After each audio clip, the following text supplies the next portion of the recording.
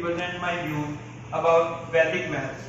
तो वैदिक मैथ क्या है, इसके क्या बेनिफिट्स हैं और हमें ये क्यों सीखना चाहिए, ये मैं आपको इसकी शॉर्ट ट्रिक से साथ समझाने की कोशिश करूंगा। सो व्हाट इज वैदिक मैथ्स?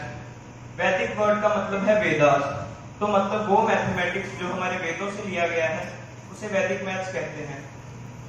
तो सोचने की बात ये आती है कि हमारे वेद तो हजारों साल पुराने हैं, अगर इतने पुराने टेक्स्ट में हमारे मैथमेटिक्स के ये कंसेप्ट थे तो ये कहाँ गायब हो गए थे, और हम अब इसे पढ़ रहे हैं तो ये कहाँ से आ गए। तो जैसा हम जानते हैं कि हमारे देश में बहुत सारे फॉरेन रूलर्स ने बार बार हमला किया, जिसकी वजह से हमारे कुछ टेक्स्ट चोरी हो गए, कुछ जला दिए गए, या फिर कुछ को हम संभाल नहीं सके, तो अनफॉर्चुनेटली वो हमारी लाइब्रेरी से मिसप्लेस हो गए और नेक्स्ट जनरेशन तक पास ऑन नहीं हो सके। तो फिर 1911 से 1918 के बीच में जगत गुरु श्री भारती कृष्ण तीर्थ जी महाराज ने अथर्ववेद की सहायता से 8 साल के रिगरस तप, जिसे हम रिसर्च कहते हैं, उसके साथ 16 सूत्रों का निर्माण किया, जिस वजह से इन्हें फादर ऑफ वैदिक मैथमेटिक्स कहा जाता है। तीरथ जी ने सभी कंसेप्ट को समझकर और इजी लैंग्वेज में लिखकर एक बुक पब्लिश करी, जिसका नाम है वैदिक मैथमेटिक्स बुक बाय तीरथ जी महाराज। तीरथ जी एक विलक्षण प्रतिभा थे, जिसका अंदाजा हम उनकी उपलब्धियों से लगा सकते हैं। इन्होंने सिर्फ 20 साल की उम्र में 7 मास्टर डिग्रीज में टॉप रैंक हासिल किया और उसके बाद इन्होंने 16 सूत्र दिए।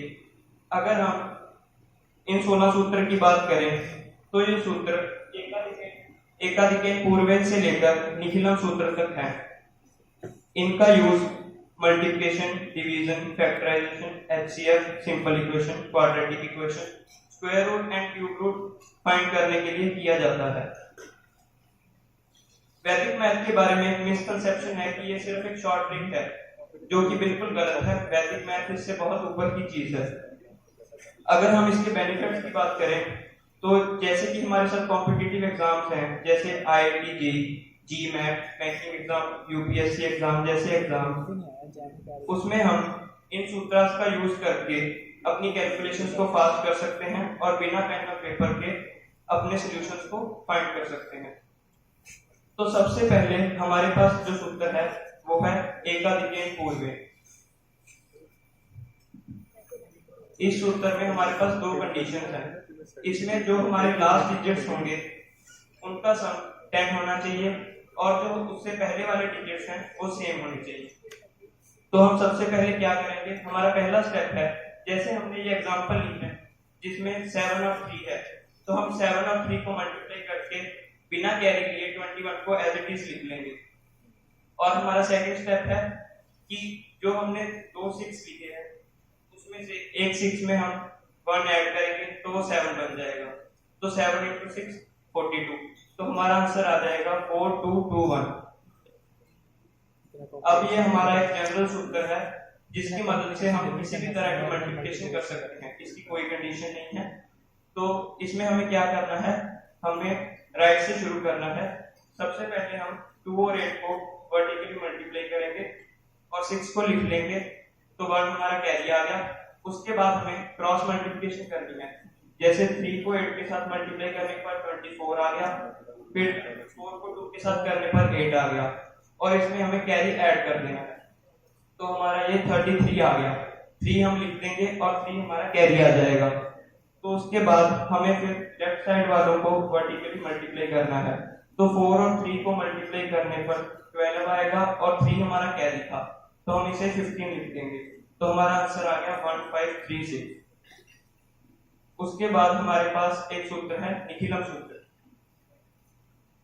ये 100 बेस मेथड है। इसमें हमें क्या करना है, जैसे हमारे पास ये 2 डिजिट्स हैं 98 और सेकंड डिजिट है 97, तो पहले हमें देखना है कि 98 100 से कितना कम है, तो हमें उस वहां पे -2 लिख देना है, वहां पे -3 लिख देना है। तो हमें 2 और 3 को मल्टीप्लाई करना है तो वो 6 आ जाएगा, पर ये 100 बेस मेथड है इसलिए हम 06 लिखेंगे। तो उसके बाद हमारा सेकंड स्टेप है जिसमें हम या तो 98 - 3 कर दें या 97 - 2 कर दें, हमारे पास 95 ही आएगा। तो ये एक एग्जांपल आपके लिए, आप में से कोई भी इसका आंसर कर सकता है।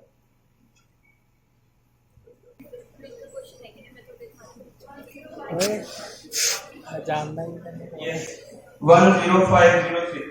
तो इसमें हमें क्या करना है, 102 100 से 2 ज्यादा है और 103 100 से 3 ज्यादा है, तो हम 2 को 3 के साथ मल्टीप्लाई करेंगे तो 06 आ जाएगा और 102 में 3 ऐड करेंगे तो वो 105 आ जाएगा। इसके बाद हमारे पास एक सूत्र है एकान्वेंट पूर्वेंट।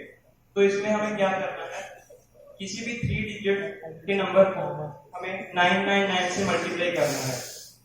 तो इसके लिए हमें क्या करना है, जो भी हमारे पास वैल्यू है उसमें से हमें एक घटा लेना है।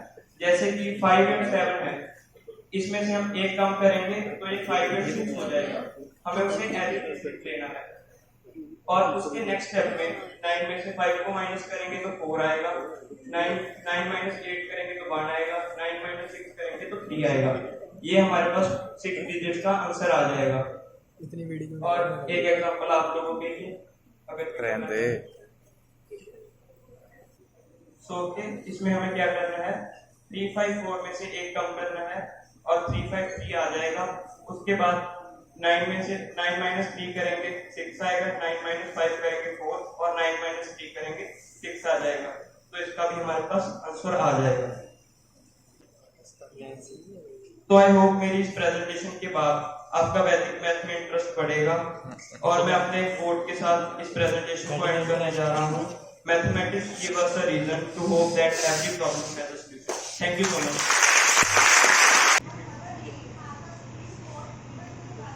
Time factor